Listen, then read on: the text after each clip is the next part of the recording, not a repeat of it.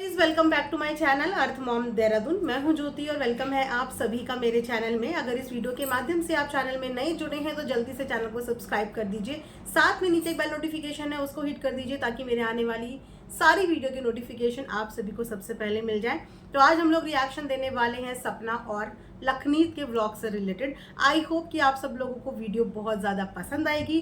Comment section में बहुत प्यारे प्यारे कमेंट करके लखन और सपना दोनों को ही खूब मोटिवेट करना, क्योंकि इस वीडियो का इंतज़ार शायद आप में से बहुत सारे लोगों का था।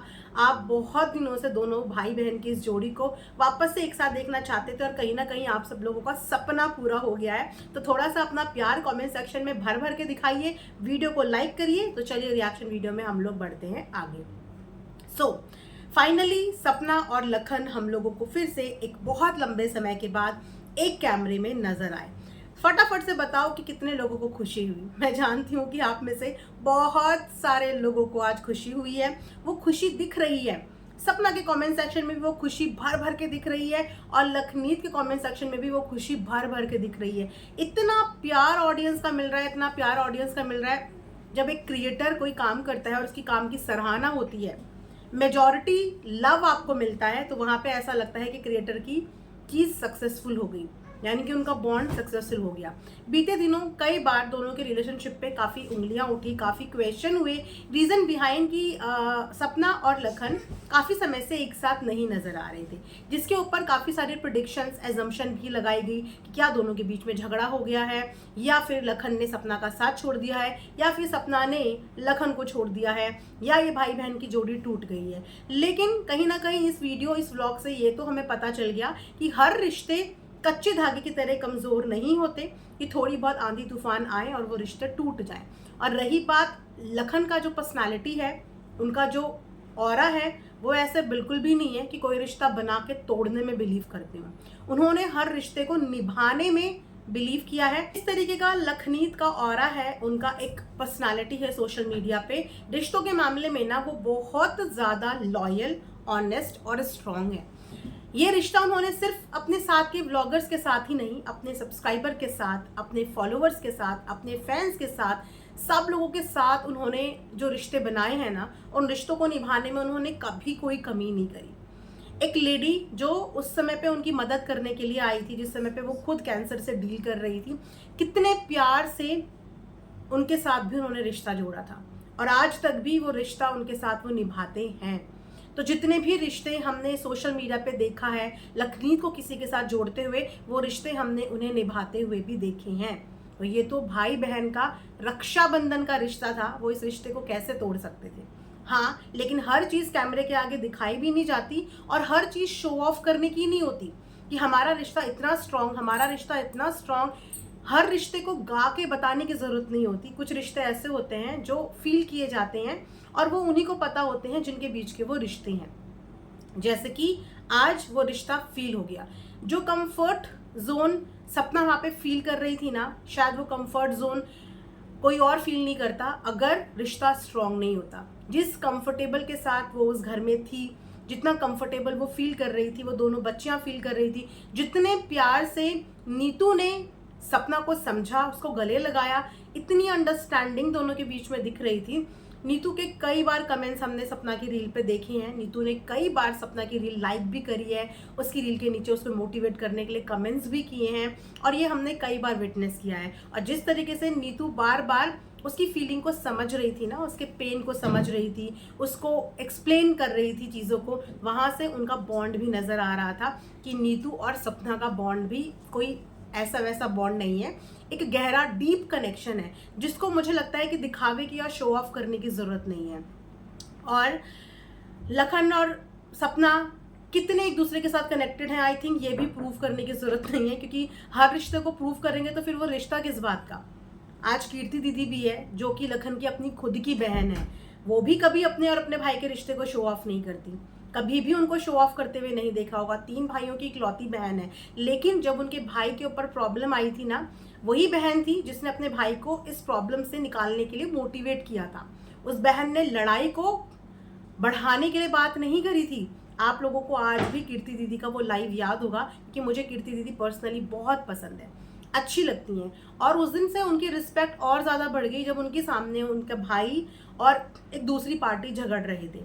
वो एक बहन होने के नाते बहुत बतंगड़ बना सकती थी, लड़ाई कर सकती थी, लेकिन नहीं, एक समझदार बहन होने के नाते उसने अपने भाई को उस लड़ाई से कैसे छुटकारा पाना है उस चीज़ पे फोकस करी, ना कि अपने भाई को उस लड़ाई में उलझाने पे फोकस करी। उन्होंने बहुत अच्छे से एक बात समझाई कि तुम दोनों की रोजी रोटी सोशल मीडिया है, एक दूसरे के ऊपर छीटाकाशी करके तुम लोग क्या करोगे, तुम्हारी भी फैमिली है, तुम्हारे भी बच्चे हैं, यहाँ पे लखन की भी फैमिली है। आज भी उनका वो स्टेटमेंट मेरे कानों में गूंजता है, क्योंकि उन्होंने वो एक्चुअली बहुत समझदारी वाली बात करी थी जो एक बहन अपने भाई के लिए कर सकती थी। कि एक बहन अपने भाई को कभी भी ट्रबल में नहीं डालना चाहती, वो हमेशा चाहती कि उसका भाई ट्रबल से हमेशा दूर रहे। और शायद कहीं ना कहीं यही रीज़न है कि सपना भी लखन से रिलेटेड कोई भी बात अपने व्लॉग में नहीं करती कि ऐसा ना हो कि उंगलियां लखन पे उठ जाए, जैसे कि पहले भी कई बार उनके ऊपर उंगलियां उठाने की कोशिश करी थी, जिन उंगलियों का कोई भी मतलब नहीं था, कोई भी मतलब नहीं था। लेकिन इसीलिए कहीं ना कहीं उसने भी अपने व्लॉग से लखन का नाम वगैरह लेना बंद कर दिया था।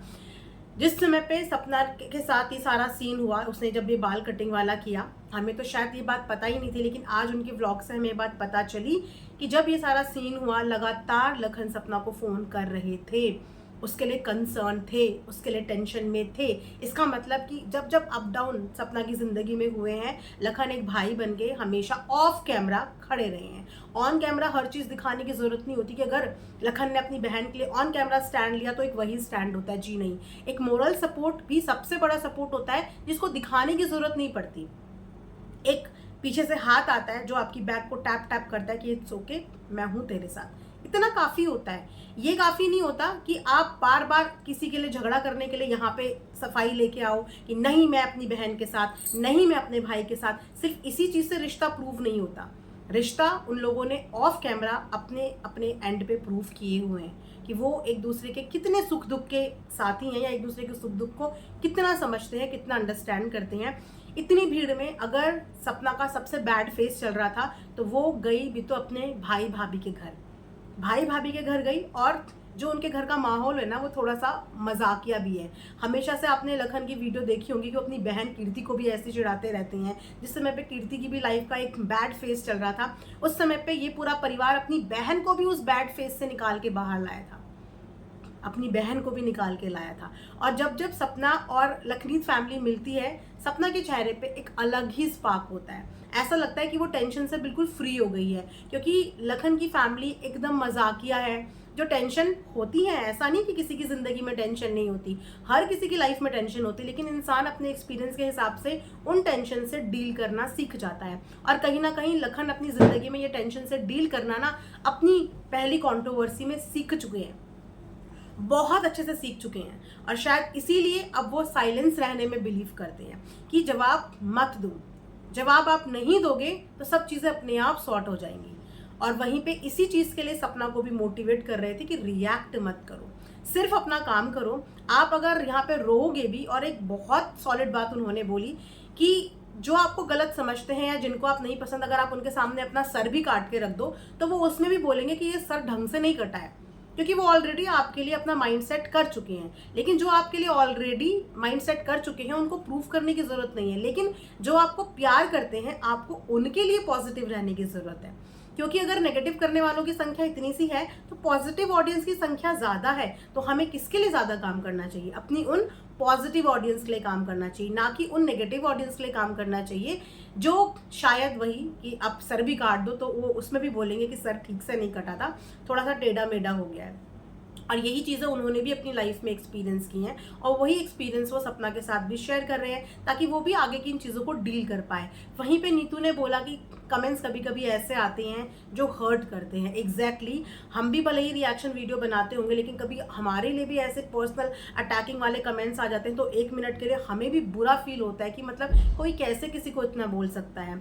तो उन चीज़ों से सपना डील कर रही है, बट धीरे धीरे आई एम श्योर इसी तरीके से वो इन चीज़ों को डील करना सीख जाएगी। और जिस दिन उसने ये चीज़ें सीख ली ना, जिस दिन सीख ली उसने ये चीज़ें, उस दिन वो आधी लड़ाई अपनी ऐसी ही जीत जाएगी।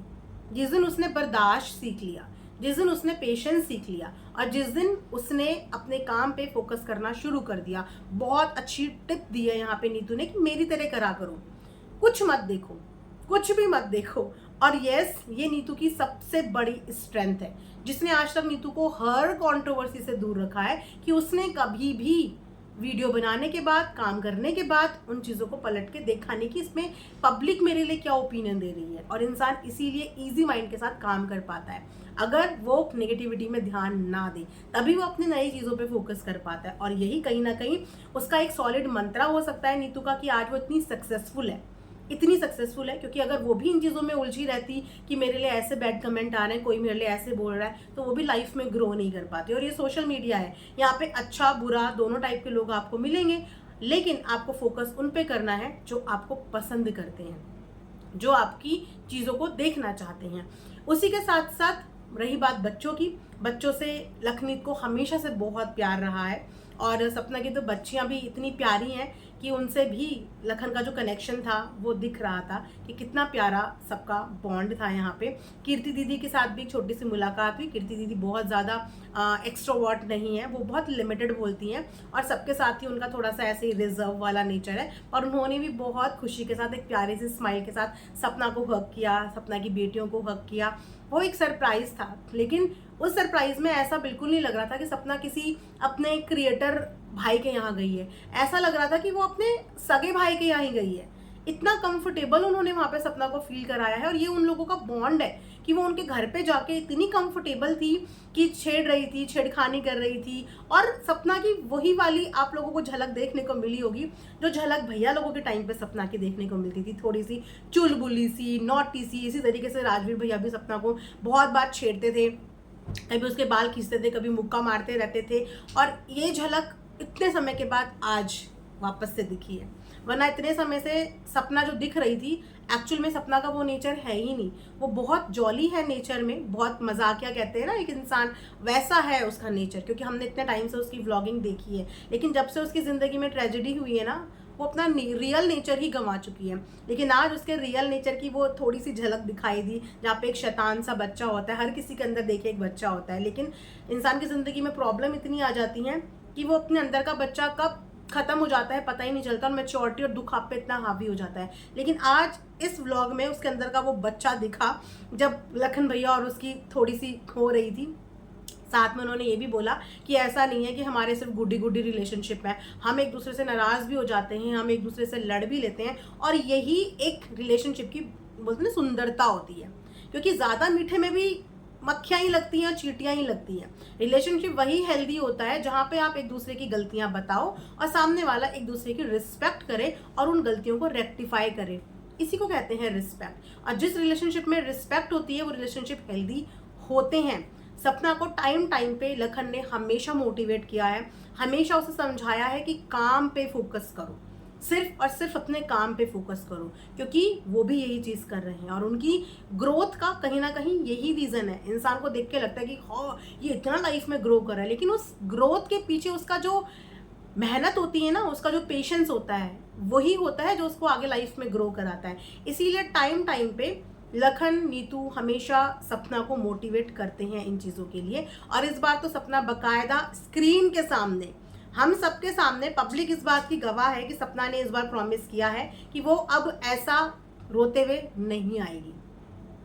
अब वो सिर्फ अपने काम पे फोकस करेगी और अपना काम आगे बढ़ाएगी। ये प्रॉमिस इस बार सपना ने सारी पब्लिक के सामने किया है और ये प्रॉमिस इस बार टूटना नहीं चाहिए, वरना फिर बहुत बड़ा झगड़ा हो जाएगा इन भाई बहन के बीच में। हाँ, झगड़ा होगा, रिश्ते नहीं टूटेंगे। हाँ, टेंशन मत लो, ये भाई बहन का रिश्ता है, राखी का बंधन कोई निभाता है, कोई नहीं निभाता, लेकिन लखन निभाने वालों में से हैं।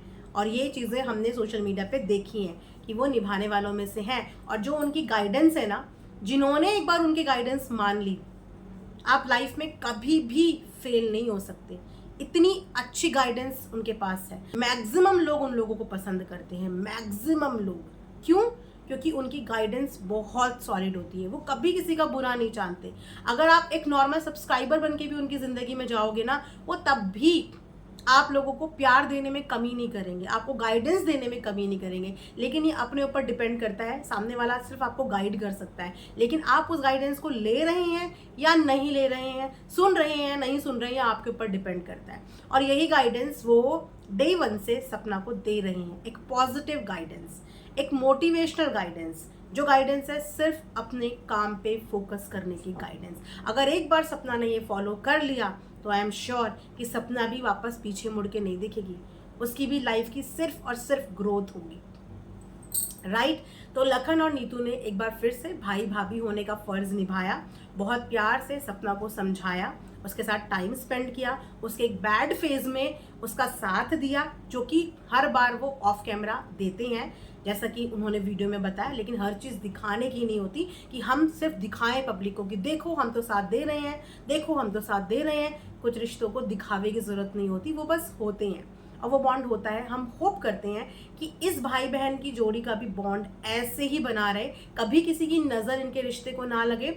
और सपना को एक गार्जियन की तरह ही मिला है लखनीत परिवार, एक गार्जियन की तरह ही, जो उसको उसके करियर को ग्रो करने में एडवाइस कर सकते हैं, उसको मोटिवेट कर सकते हैं। और होपफुली कि सपना इस बार अच्छे से चीज़ें समझ के आई हो और इन चीज़ों को अपनी ज़िंदगी में इम्प्लीमेंट करे और वापस से पीछे मुड़ के नहीं देखे। फिलहाल सपना की भी व्लॉगिंग बिल्कुल ट्रैक पे चल रही है, अच्छे व्लॉग्स उसके आ रहे हैं, कंटेंट पे काम कर रही है और पॉजिटिव भी है।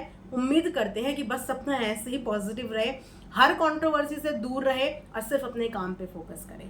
अगर आप लोगों को ये रिएक्शन वीडियो पसंद आई है और सपना और लखन का मिलना पसंद आया है तो प्लीज़ कमेंट सेक्शन में कमेंट करके ज़रूर बताना और साथ में वीडियो को लाइक भी कर देना। मिलेंगे नेक्स्ट वीडियो में, तब तक अपना ढेर सारा ध्यान रखिए। Thanks for watching earth mom Dehradun.